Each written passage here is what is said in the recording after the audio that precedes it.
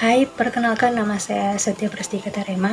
Saya merupakan mahasiswi dari Universitas Pembangunan Indonesia Manado, Fakultas Keperawatan semester 7.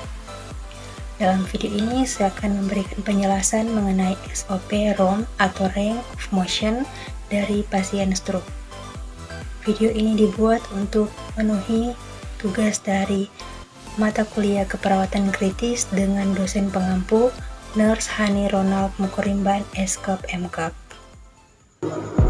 Sebelum masuk dalam pembahasan mengenai SOP ROM, kita harus mengetahui terlebih dahulu apa itu penyakit stroke.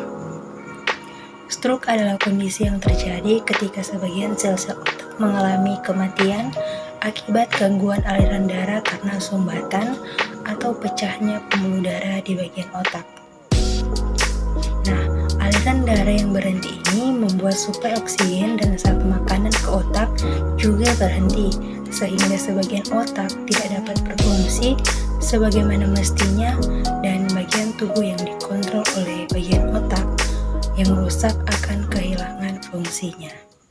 ROM atau Range of Motion pasif ini merupakan latihan pergerakan dari perawat atau petugas yang lain untuk menggerakkan persendian klien sesuai dengan rentang geraknya. Ini bertujuan adalah untuk menjaga fleksibilitas dari masing-masing persendian. Yang pertama, kita masuk dalam persiapan pasien.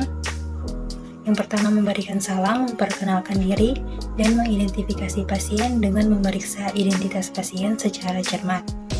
Kemudian, kita menjelaskan tentang prosedur tindakan yang akan dilakukan. Memberikan kesempatan kepada pasien untuk bertanya dan menjawab seluruh pertanyaan yang ada. Kemudian, kita mengatur posisi pasien sehingga mereka merasa aman dan juga nyaman.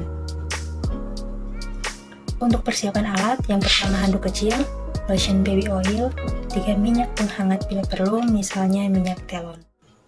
Prosedur pelaksanaan umum, yang pertama adalah mencuci tangan, yang kedua jaga privasi klien, yang ketiga memberikan penjelasan kepada klien mengenai apa yang akan dilakukan dan meminta klien untuk dapat bekerja sama. Yang keempat, mengatur ketinggian tempat tidur yang sesuai agar memudahkan perawat dalam bekerja, agar terhindar dari masalah pada penyejaran tubuh dan pergunakan selalu prinsip-prinsip mekanik dulu. Yang kelima, posisikan klien dengan posisi supinasi dekat dengan perawat dan buka bagian tubuh yang akan digerakkan. Yang keenam, rapatkan kedua kaki dan letakkan kedua lengan pada masing-masing sisi tubuh. Yang ketujuh, kembalikan pada posisi awal setelah masing-masing gerakan. Ulangi masing-masing gerakan selama 3 kali. Selama latihan pergerakan, kaji kemampuan untuk penoleransi gerakan rentang atau gerakan roll ini dari masing-masing persendian yang bersangkutan. Setelah latihan pergerakan, kaji denyut nadi dan ketahanan tubuh terhadap latihan. Kemudian yang terakhir, catat dan laporkan setiap masalah yang tidak diharapkan atau perubahan pada pergerakan klien, misalnya ada kekakuan dan kontraktur yang terjadi. Pergerakan yang pertama adalah pergerakan bahu, yaitu pegang pergerakan tangan dan siku penderita, lalu angkat selebar bahu, putar keluar dan ke dalam. Kemudian angkat tangan, gerakan ke atas, kepala dengan dibengkokkan lalu kembali ke posisi awal. Kemudian gerakan tangan dengan mendekatkan lengan ke arah badan hingga menjangkau tangan yang lain. Untuk pergerakan siku, buat sudut 90 derajat pada siku lalu gerakan lengan ke atas dan ke bawah dengan membuat gerakan setengah lingkaran. Gerakan lengan dengan gerakan menekuk siku sampai ke dekat dagu. Untuk pergerakan tangan, pegang tangan pasien seperti bersamaan lalu putar pergelangan tangan, gerakan tangan sambil menekuk tangan bawah, kemudian gerakan tangan sambil menekuk tangan ke atas. Untuk pergerakan jari tangan, putar jari tangan satu persatu.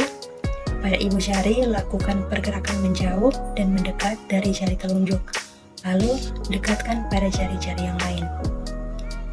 Untuk pergerakan kaki, yang pertama, pegang pergelangan kaki dan bawah lutut, lalu angkat sampai 30 derajat lalu putar.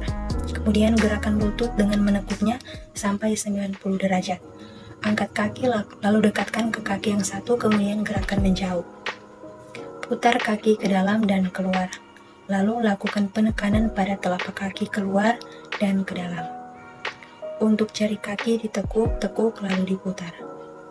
Kemudian dalam pergerakan leher, pegang pipi pasien lalu gerakan ke kiri dan ke kanan, gerakan leher menekuk ke depan dan ke belakang.